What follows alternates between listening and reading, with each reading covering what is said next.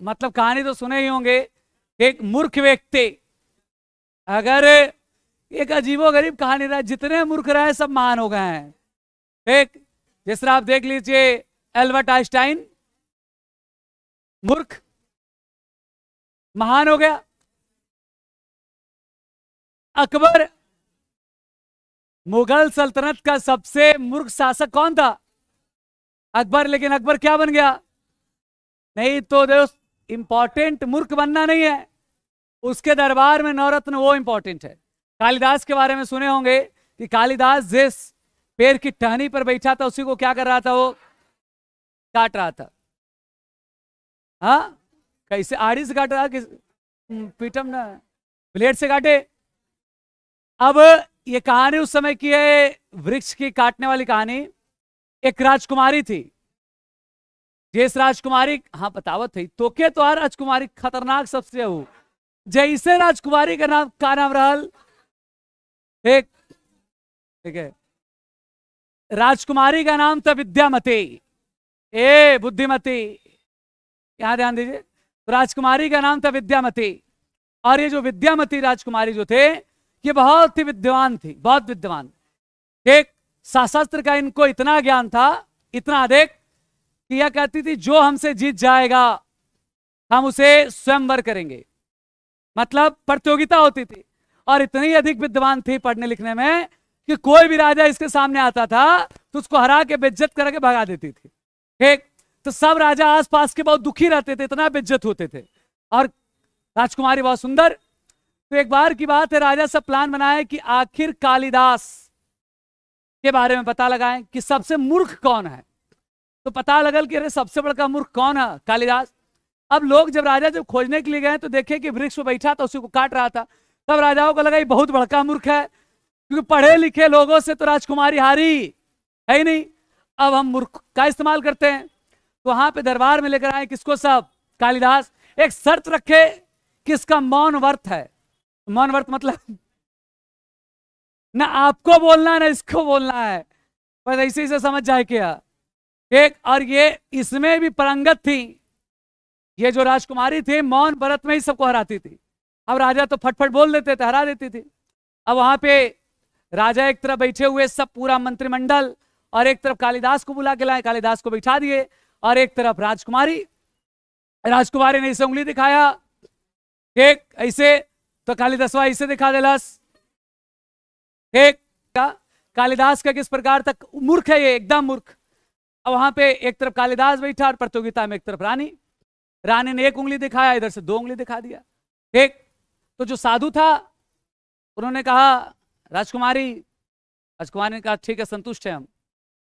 ठीक, फिर इधर से अब रानी ऐसे दिखाई, तो इधर से कालिदास, तब बोले ये बहुत अच्छा लिखा है, और शादी विवाह हो गया।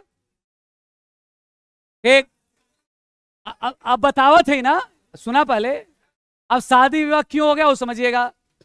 जब एक उंगली उधर से रानी ने दिखाया तो दो उंगली कौन दिखाया? तो जो ब्रह्मचर्य, जो वहां साधु पंडित बैठे थे, उनका कहना था कि रानी ने कहा ब्रह्मा एक है। ब्रह्मा कितना? कालिदास यह बता रहा है नहीं, ब्रह्मा दो हैं। एक ब्रह्मा खुद है और एक जीव, दो हैं, अर्थात आत्मा और एक परमात्मा, दो होते हैं। मतलब एक तो भगवान ही है, और जो जीव है वो भी भगवान है। बोले अच्छा, बहुत अच्छा। उसके बाद रानी ने दिखाया था इसे, मतलब थप्पड़, मतलब पांच इंद्रियां कितनी हैं? पांच। हमारा शरीर कितने चीज से मिलकर बना है? पांच चीजों से। तो पांच चीजों से मिलकर बना, तो कालिदास इसे बोला, लेकिन पांचों की उत्पत्ति तो मन से ही होती है। एक, तो शादी विवाह हो गया। अब रब रात को पहुंचे, एक, अब राजकुमारी ने पूछा कि हमने जब आपको उंगली दिखाया तो आपने दो उंगली क्यों दिखाया? तो कालिदास बोला कि मैंने ये सोचा कि तुमने कहा एक ना आंख निकाल लेंगे, तो हम इधर से कल दोनों आंखियां निकाल ले, तो समझे? अच्छा, तो रानी बोले अच्छा ठीक। अच्छा ही बताइए, मैंने आपको ऐसे दिखाया तो कहा कि तुमने कहा कि थप्पड़ मारेंगे, तो हमने कहा हुरा से देव तो के। तब रानी को समझ में आया कि मैं तो सबसे बुद्धिमान राजा खोज रही थे और सबसे बुड़बक राजा ही हमको मिल गया। एक, एक वही होता है, एक जो ज्यादा नखरा करती हैं तो उसी तरह होता है, समझे। तो एक वो तो देखे रहे, शादी विवाह का समय है, एक वो तो लगन लगन में देख ही रहे होंगे। तो अब शादी हो गया, अब रोज टॉर्चर कर रही थी, रोज, मतलब वो आइए समझ रही थी अपने आप को, कालिदासवा को रोज तुम भिख मंगे हो। एक अब इतना टॉर्चर कर दिया, कालिदास एक दिन दिल पे ले लिया, खत्म, जाते ही अब हम ना रहा जो। अब कालिदास जब निकला तो कालिदास से को बोली कि जब तक ये विद्वान बन जाना, निकलना मत, पास आना मत। उसके बाद ये गया और उसके बाद काली जी की बहुत पूजा किया, इसीलिए बोलते कालिदास, काली।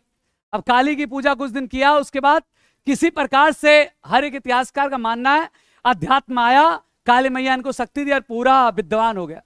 विद्वान होकर वापस आया और गेट खटखटाया, एक उधर पत्नी निकली, इधर से पूरा 210 की स्पीड से इंग्लिश बोल रहा है, संस्कृत बोला था, और उधर पूरा दीवानी हो गई, आइए प्रभु अंदर आइए। तो ठीक, तो बोला मुझौसी ना जाई,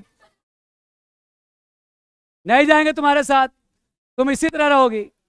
तब उस पत्नी को गुस्सा आ गया, पत्नी ने कह दिया तुम्हारा मृत्यु एक स्त्री के हाथ से होगा। कालिदास, अब कालिदास वहां से दरबार छोड़ के